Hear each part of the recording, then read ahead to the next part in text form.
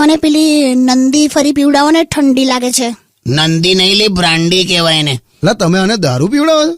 મેલા 2 ચમચી પીવાનું કીધું તું. મને એટલું બધું ભાવ્યું ને કે પછી મેં 2 બોટલ ઠોકી. અલબોઠિયું ખાઈને પડી ત્યાં.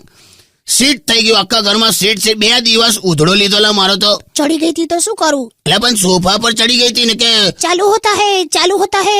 મેં કીધું હું ચાલુ હોતા હે? વિમાન ચાલુ હોતા હે. એ ઉતાર ઉતાર લે. પટ્ટા બાંધો. દાણું જાને કહે દાણું. બોલ, વિમાન લઈને દાણું જવા નીકળેલી.